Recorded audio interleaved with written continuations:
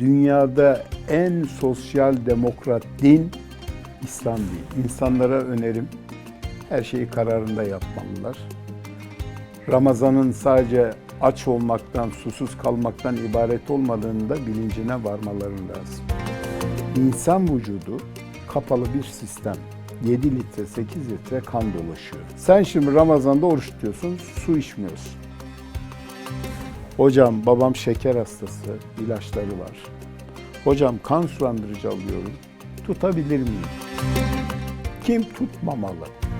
Kalbimde darlık var, şurada plak var. Normalde Ramazan'da o 13, 14, 15, 16 saat açlık döneminde şekeri güzelleşen, vücudu dinlenen, insülin direci gerileyen adam, iftara öyle bir başlıyorsun ki,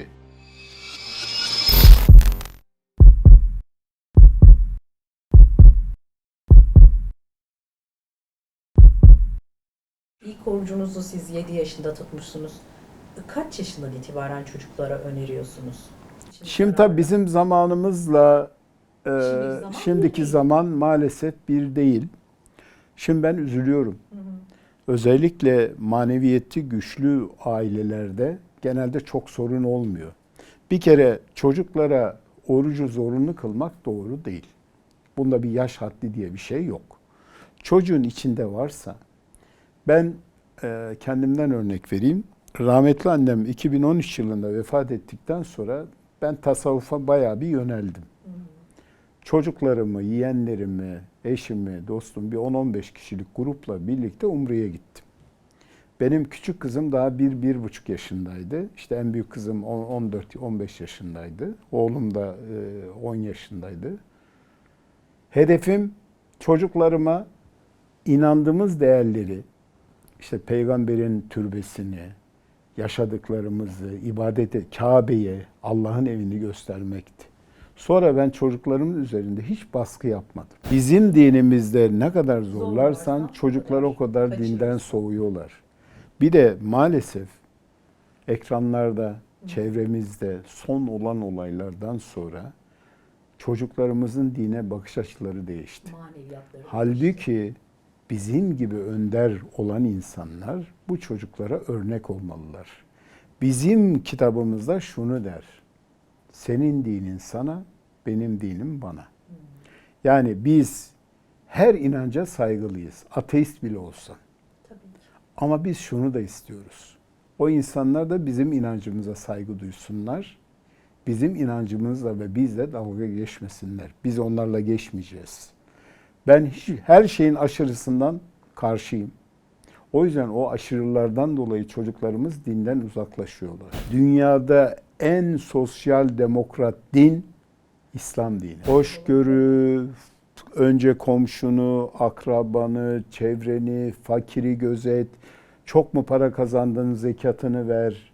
Yani inanılmaz aslında dolu dolu. Güzel bir sözmüş o. Komşusu açken yatan bizden değildir. Kesinlikle öyle. Kesinlikle. Hocam bu eski iftarlar, Ramazanlarla şimdiki o iftar sofraları ya da Ramazanlar arasındaki bu farkı bariz görebiliyor musunuz? Şöyle,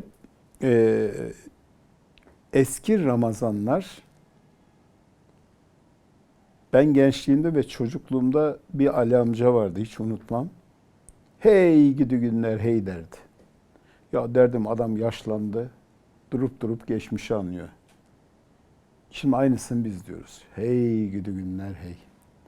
Şimdi bizim zamanımızda fakir, fukara ya da orta direk dediğimiz insanların sayısı çoğunluktaydı. Şu anda da çoğunlukta ama yine de bazı şeylere erişim kolaylaştı. Hazır, çabuk, oportunistik bir toplum olduk. Yani paylaşımcı değiliz. Ya düşünebiliyor musun? Ramazanlarda iftar davetlerimiz olurdu. Şimdi lüks restoranlarda yapıyoruz bunu. İnsanlara önerim, her şeyi kararında yapmalılar. Ramazan'ın sadece aç olmaktan, susuz kalmaktan ibaret olmadığını da bilincine varmaları lazım. Yani şu ruhsal arınmadan bahsediyorsunuz o halde, değil mi? Şeymiş, sabır ve şükür stres hormonlarını da etkiliyormuş. Şimdi Ramazan'da belki kalp damar sağlığı açısından öneriler. Hocam babam tansiyon hastası, ilaç kullanıyor. Tutmalı mı, tutmamalı mı? Hocam babam şeker hastası, ilaçları var. Hocam kan sulandırıcı alıyorum. Ya hocam işte ek sorunlarım çok. Tutabilir miyim? Bize hep sorulan soru bu.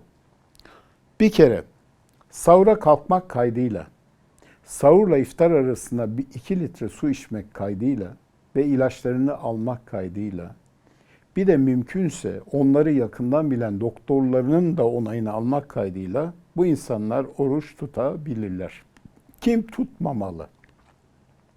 Kalp yetmezliği olanlar, idrar söktürücü almak zorunda olanlar, kortizol kullananlar, gebeliğinin son zamanlarında özellikle yüksek tansiyon atakları ya da benzeri atakları olanlar, immün yetmezliği olanlar, diyaliz hastaları, böbrek yetmezliği olan insanlar, Tutamaz. şeker hastalarının özellikle 4 kez insülin kullanan insanlar kolay kolay oruç tutmamalı. Tutmamalı. Yani bunun şeyi yok, affı yok. Peki ben bu insanlara tutma dedim, tuttular. Başlarına ne gelir? Evde çorba sen yapıyorsundur da biz erkekler bekarken çok yaptık. Mesela mercimek çorbası yapardım. Annemin bir tarifi vardı. Ne kadar Soğan, havuç, içinde ne bulursan koyuyorsun. çok unuturdum bazen. Kaynardı. Kaynar, kaynar, kaynar. Sonra bir bakardım su içmiş, tortu kalmış. Koyu bir çorba. Tabii o zaman blender falan da yok. İnsan vücudu kapalı bir sistem. 7 litre, 8 litre kan dolaşıyor. Sen şimdi Ramazan'da oruç tutuyorsun, su içmiyorsun. Gün boyu vücut susuz kaldı. Dolayısıyla terle, idrarla ya da boşluklardan bir şekilde sıvı kaybediyorsun ve yerine koyamıyorsun. Bu sefer ne oluyor? 8 litre su 6 litreye düşüyor, 5 litreye düşüyor. Ama sen 8 litre kanı döndürmen lazım. Kalp daha hızlı çalışıyor. Çarpıntın oluyor. Hocam ben Ramazan'da oruç tutuyorum. Akşama doğru acayip çarpıntılarım oluyor. Sebebi bu.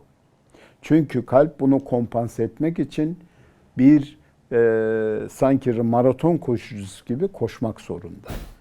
Peki hocam ben bu arada kalbimde darlık var. Şurada plak var. Kalp daha hızlı koşarsa daha çok oksijene ihtiyacı olur. Darlıktan dolayı oksijen gitmez ve sen kalp krizi geçirirsin. Hocam babamın tansiyonu akşam saatinde Fırlat.